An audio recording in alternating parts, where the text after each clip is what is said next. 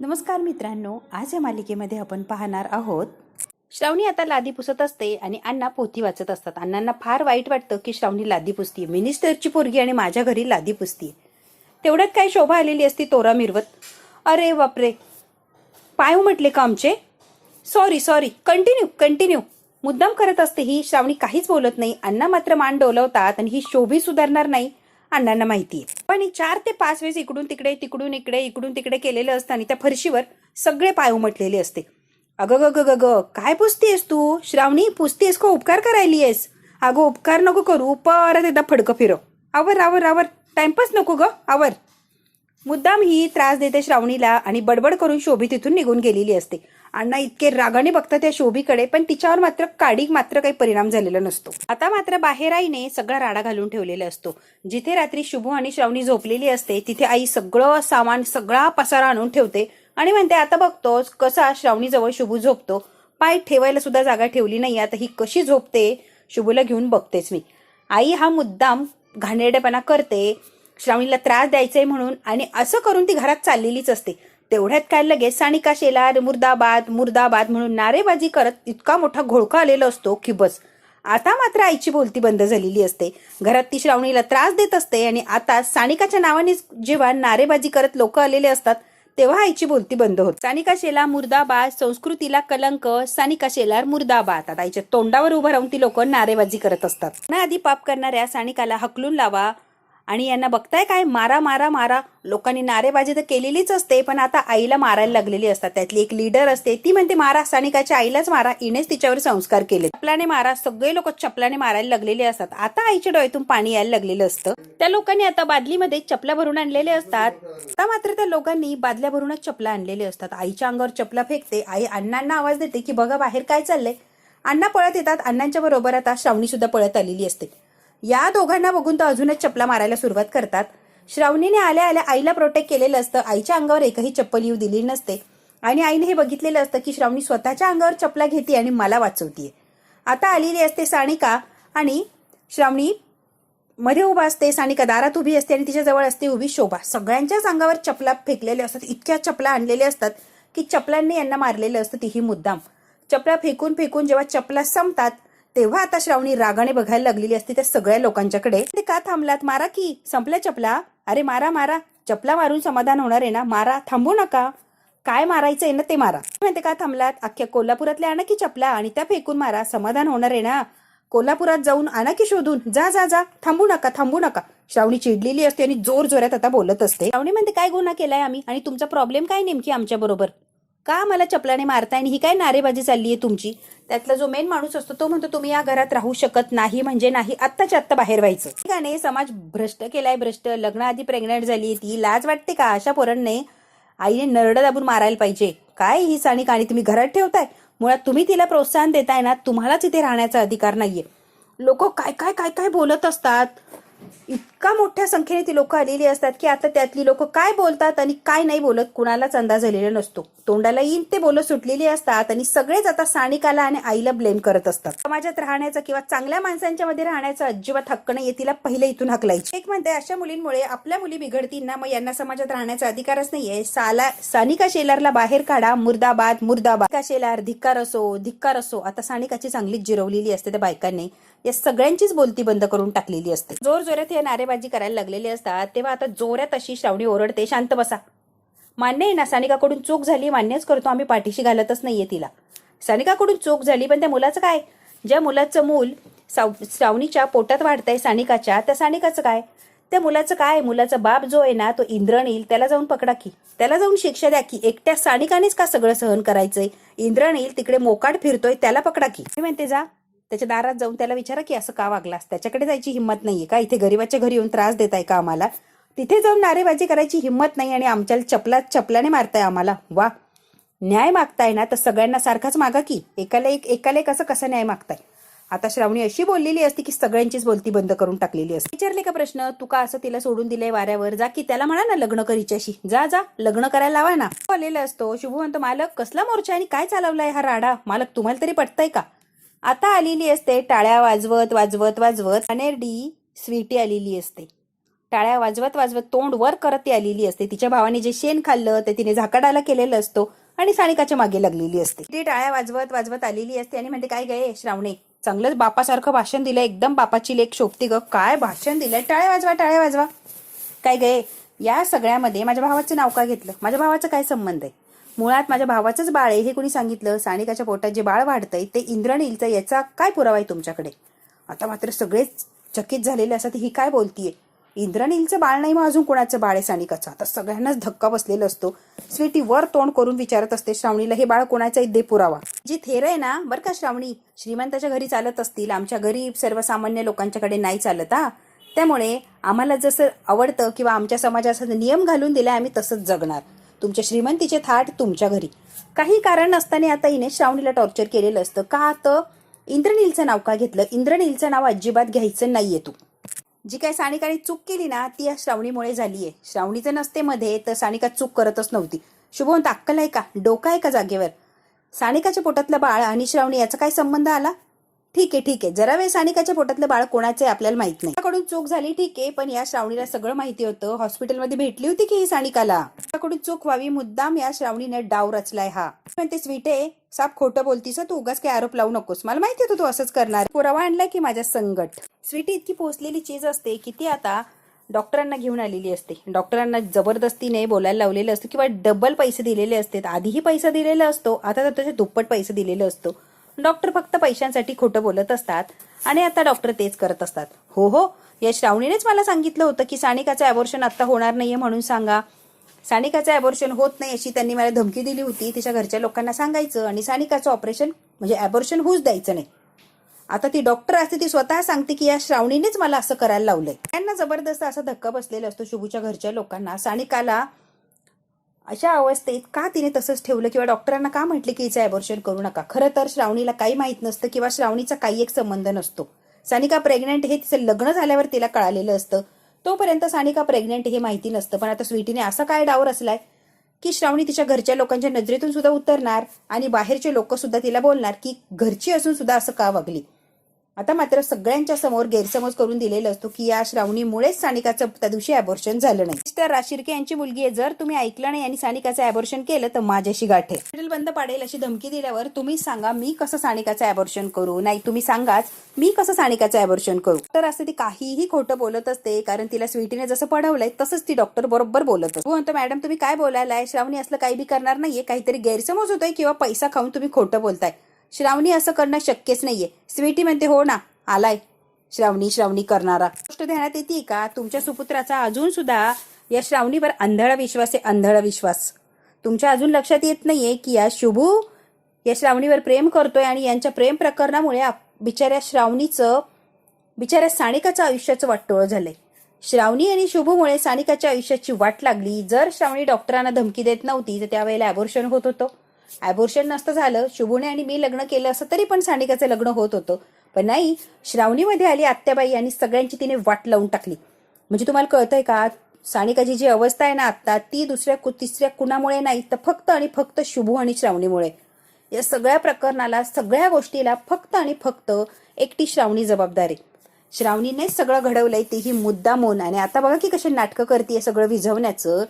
आधी आग लावली या श्रावणीनं आणि आता काय तर म्हणेल आग विझवण्याचं नाटक करते. कशी आहे ही श्रावणी बघा की आत्याबाई.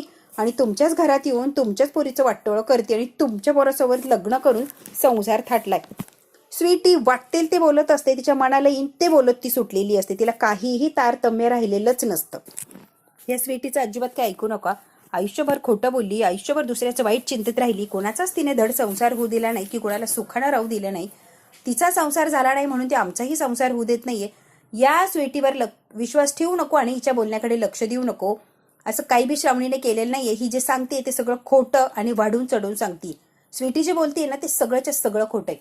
आई आता हात जोडते, ए बाई स्वीटे तुझे हात जोडते, पाया पडते, नको का हा तमाशा करू? कशाला उरली सुरली इज्जत काढते आमची?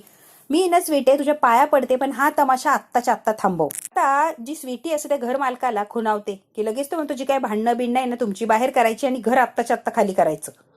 आत्ताच्या आत्ता घर खाली करायचं. स्वीटीने त्या मालकाला ही फूस लावलेली असते. स्वीटी म्हणे तसंच ऐकतो आणि ते आता श्रावणीने बघितलेलं असतं की स्वीटी त्या मालकाला खुणावतीये म्हणून मालक म्हणतो की आत्ताच्या आत्ता घराच्या बाहेर व्हायचं, आत्ता घर खाली करायचं, इथून लगेच चालतं व्हायचं. अहो दादा, या अवस्था आम्ही कुठे जाणार आहे? मला काय सांगताय तुम्ही कुठे जायचं, काय करायचं? घर खाली करायचं, इथून लगेच चालतं व्हायचं. स्वीटीने सगळ्या लोकांना मॅनेज केलेलं असतं का? तर शुभू आणि शुभूचं अख्खं घर तिला बर्बाद करायचं असतं, रस्त्यावर आणायचं असतं. बरोबर त्यांना त्या घरातून काढून टाकल्यावर त्यांना रस्त्यावरच उतरायला लागणार, त्यांना कुठे जागाच नाही राहणार. म्हणजे तुम्ही कोणाच्या सांगण्यावरून, कोणाच्या बोलण्यावरून बोलताय, तुम्हाला कोणी बोलायला लावले, आम्हाला सगळं कळतंय. कसं आहे ना, तुम्ही कोणी पट्टी पडवली आणि कोणाच्या बोलण्यावरून तुम्ही बडबड करताय, सगळं कळतंय. तुम्ही अग्रीमेंट केली होती ना, 1 महिन्याची रितसर नोटीस दिल्याशिवाय घराच्या बाहेर व्हा असं तुम्हाला करता येत नाही. अग्रीमेंट केलं होतं, वाचलं नव्हतं. नीट अग्रीमेंट वाचून घ्या. आता तो घर मालक असो, त्याने खाली मान घातलेली असते, 1 महिन्याची मुदत मिळालेली असते, श्रावणी बोललेली असते आणि समोरच्या त्या घर मालक असतो त्याची बोलती बंद केलेली असते. अग्रीमेंट झाल्यामुळे रितसर आम्ही 1 महिना राहणार आहोत. आजपासून बरोबर 1 महिन्याने आम्ही रूम खाली करणार आहोत. आता आम्ही किती काय झालं तरी बाहेर निघणार नाही. साहेबाला बोललेली असते की त्या घर मालकाने लगेच खाली मान घातलेली असते. आता स्वीटीची सुद्धा बोलती बंद होते की श्रावणी खरंच साहेबांची पोरी शोभते, खरंच ती टॅलेंटच असते. म्हणजे तुम्हीच आम्हाला जबरदस्तीने बाहेर काढलं तर आम्ही तुमच्यावर केस करू, हे कोणीच सांगितलं नाही का? आता स्वीटी चपापलेली असते, स्वीटीला काय बोलावं आणि काय नाही काही सुचत नसतं. श्रावणी म्हणते कसं आहे ना, बाकीच्या लोकांनी बोलायची गरज नाहीये. सानिका आमच्या घरात राहते, आमची पोरगी आहे, या घरातली इज्जत तिने घालवली आहे ना, आम्ही बघू की तिचं काय करायचं आणि काय नाही. तिला शिक्षा द्यायची, घराच्या बाहेर काढायचं की घरातच ठेवायची, काय करायचं काय नाही आमचं आम्ही बघू. बाहेरच्या लोकांनी येऊन शहाणपणा शिकवण्याची गरज नाहीये. मुळात ती या घरची लेक आहे, या घरचे लोक समर्थ आहे की तिचं काय करायचं आणि काय नाही ते बघायला. सगळ्यात महत्वाचं ती माझी नणंद आहे, त्यामुळे आमची फॅमिली आम्ही समर्थ आहोत की तिचं काय करायचं आणि काय नाही ते आम्ही बघू. बाहेरच्या लोकांनी येऊन नाक खुपसण्याची काहीच गरज नाहीये, कळलं? परत अशी नारेबाजी करत आला तर माझ्या इतकं वाईट कोणी नसेल. सगळ्यांचा काही एक संबंध नाहीये, आमचा घरचा प्रॉब्लेम आहे, आम्ही सॉल्व्ह करू. बाकीच्या लोकांनी येऊन किंवा बाहेरच्या लोकांची येऊन इथे बडबड करण्याचा काही एक संबंध नाहीये. आता हे पहिलं आणि शेवटचं, परत जर तुम्ही आलात तर माझ्या पद्धतीने उत्तर देईन. लगेच चालतं व्हायचं, आत्ताच्या आत्ता चालतं व्हायचं. आता सानिका इतकी बोललेली असते की ती लोक लगेच खाली मान घालतात आणि निघून जातात. कशाला आलो इथे, नुसता अपमान करून घेतलाय आपण स्वतःचा. आता स्वीटी तोंडावर पडलेली असते, अगदी तोंडात बसवली की काय अशी अवस्था झालेली असते या स्वीटी. आता स्वीटी बोलायला लागलेली असते सगळे निघून गेल्यावर. बाबा श्रावणे, यांना वाचवलंस तू आज, चांगलीच त्यांची पाठराखीण म्हणून राहिलीस ग अख्ख्या कुटुंबाची. आज वाचवलंय ठीक आहे, पण प्रत्येक वेळेला कसं वाचवणार ग? प्रत्येक वेळेला कसं वाचवू शकतेय? नाही, प्रत्येक वेळेला तुला शक्यच नाहीये यांना वाचवणं. बघू ना, प्रत्येक वेळेला कशी ढाल म्हणून उभी राहते आणि प्रत्येक वेळेला कशी वाचवते.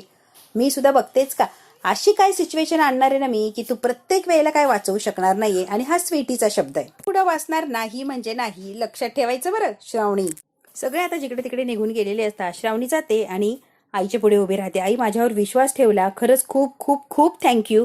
आणि श्रावणी खूप आनंदी झालेली असते, हात जोडून आईच्या पुढे थँक्यू असं म्हणत असते. आई आता मागचा पुढचा विचार करत नाही आणि सनकण अशी कानाखाली ठेवून दिलेली असते श्रावणीचा काय दोष काय नाही, काहीही नाही, फक्त कानाखाली ठेवलेली असते. याच्याने आता सगळ्यांनाच धक्का बसतो की हिने कानाखाली का ठेवली श्रावणीच्या. आता मात्र सगळ्यांना टेन्शन आले की आई अशी काय वागती अचानक, काही कारण नसताना श्रावणीला मारलं, काही देणं घेणंही नाही किंवा संबंध. तोंड बंद करायचं आत्ताच्या आत्ता. मुळात जी आमच्यावर वेळ आली ना ती फक्त आणि फक्त तुझ्यामुळे आली. तू आहेस म्हणून सगळी आमच्यावर वेळ आली, नाही तर आमच्यावर ही वेळच येत नव्हती. पोराने जर स्वीटीशी लग्न केलं असतं तर आमच्यावर ही वेळच आली नसती ना. पण नाही, तू लग्न करून बसलीस ना म्हणून आमच्यावर ही वेळ आली. आई आता तंतन करत बाहेर आतमध्ये निघून गेलेली असते. आता मोक्षा आलेली असते, मोक्षा लांबूनच बघत असते की यांचं काय चाललंय. आई म्हणते आपशकुनी कुठीलची तू आली आणि सगळ्या आमच्या घराचा सत्यानाश झाला.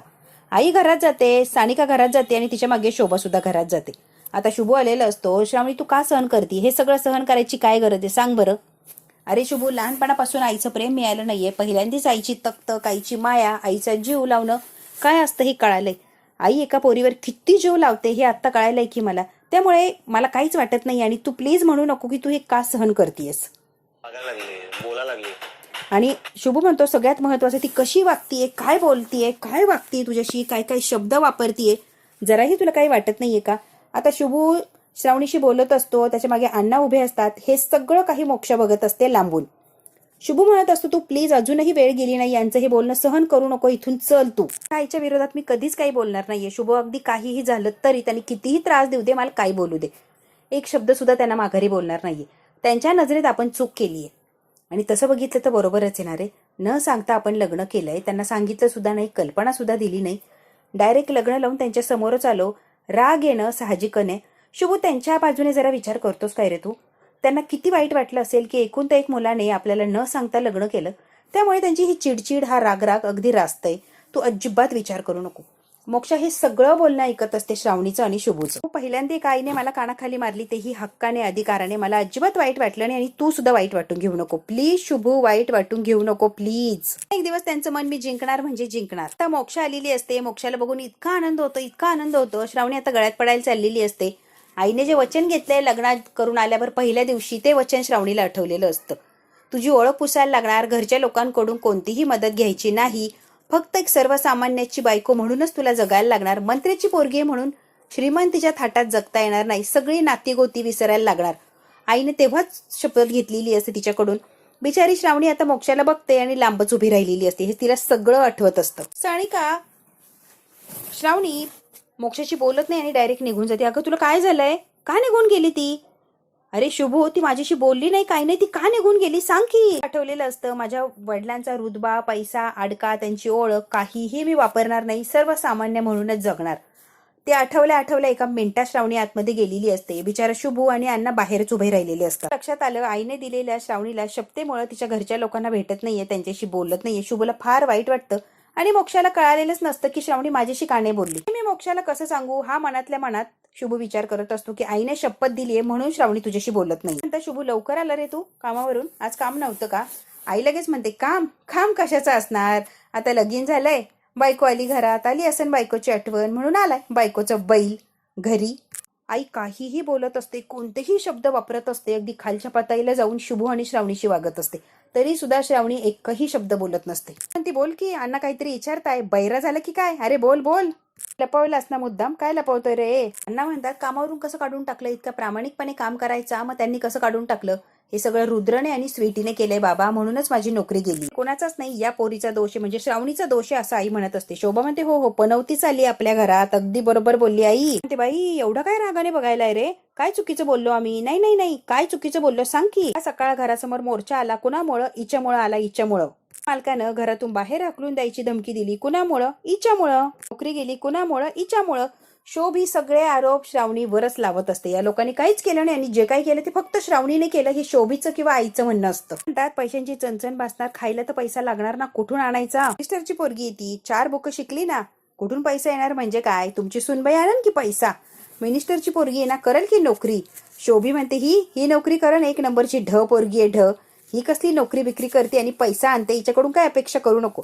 शोभी स्वतः आता 1 रुपया कमवत नसते आणि बिचाऱ्या श्रावणीला दोष देत असते. पायाची कुठली? तो एक जरी शब्द वाईट काढला तर माझ्या इतका वाईट कोणी सापडणार नाही. जरा तोंड सांभाळता येईल. आयुष्यात आली आणि सगळं वाटोळ झालंय तुझं शुभू, लक्षात घे. हे काय राडा घातलेला असतो, काय तमाशा करत असते, काय टाळ्या वाजू बोलत असते. शुभूचं आता टाळकच फिरलेलं असतं. आता इतका चिडतो कारण इतकी बडबड करत असते ही शोभा अनलिमिटेड. शुभू आता हात उचलतो, तिला मारणार.